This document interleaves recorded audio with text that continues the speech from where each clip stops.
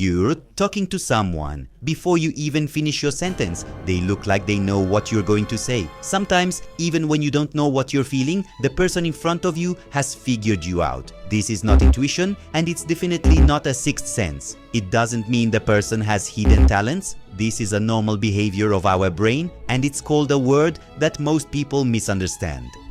Empathy. But not the empathy you've been told about. This is the brain's mind-reading mode. The word empathy entered Turkish from Western languages, but its root is much older. It comes from the Greek word empathia. En means inside and pathos means feeling. So the true meaning of the word is to get inside another person's emotion. Be careful. This is not putting yourself in their place. It's saying, if I were them, how would my mind work right now? And the interesting part is that our brain can do this automatically. The feeling of empathy is not located in a single center in the brain. It is a brain network. But there are three critical points. 1. Mirror neurons. These are the most interesting cells in the brain. When you see someone sad, even if you don't feel sad, your brain works as if it is. So when the person in front of you cries, your brain rehearses as if you are crying. That's why empathy is not learned, it is triggered. 2. The prefrontal cortex. This is the prediction center. What will they say in a moment? How do they feel in this situation? How will they react to this? When you empathize, your brain actually predicts the next move of the person in front of you. So empathy is a mental prediction of the future. 3. The limbic system. If you get excessively tired while empathizing, this is the reason. Because the brain experiences the other person's emotion as if it were real. Therefore, if empathy is used correctly, it creates a connection. If used incorrectly, it causes burnout. Let's talk about our ancestors. Yes, our ancestors also had to empathize to survive. For them, empathy was not about being kind, it was a strategy. If someone in the tribe became silent, it meant danger. If a hunter avoided eye contact, it meant fear. If a mother couldn't understand what a baby wanted from its crying, unfortunately, the baby would die. Potechaizi tekiki.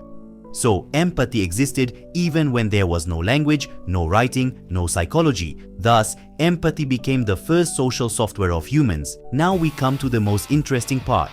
Is it possible to understand what a person will think in advance? Science says, a brain that empathizes can predict the other person's decision a few seconds in advance. But there is a condition for this.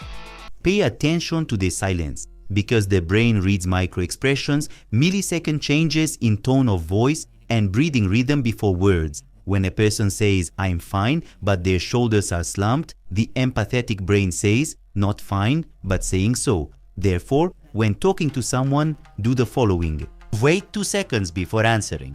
Look between the eyebrows and lips, not at the eyes.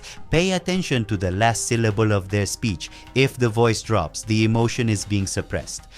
So when you notice these while talking to them, start using these 3 secret methods. 1. Ask how instead of why. Why are you like this? It creates defensiveness. How did you feel about this? It opens empathy. 2. Reflect back with the same word. If the person says, I'm tired, instead of saying, I understand you, say, you really feel tired. Their brain perceives this as being understood. 3. Know how to close empathy. If empathy is limitless, the brain gets tired. That's why empathy is like a muscle that can be opened and closed. When you truly learn what they feel at the end of the conversation, you, they, and the world we live in will become more beautiful. Empathy is not about finding the other person right. Empathy is seeing the mental map of the other person. And never forget this. A brain capable of empathy fights less, makes more accurate decisions, and understands people earlier. Because empathy is the art of reading people with the brain.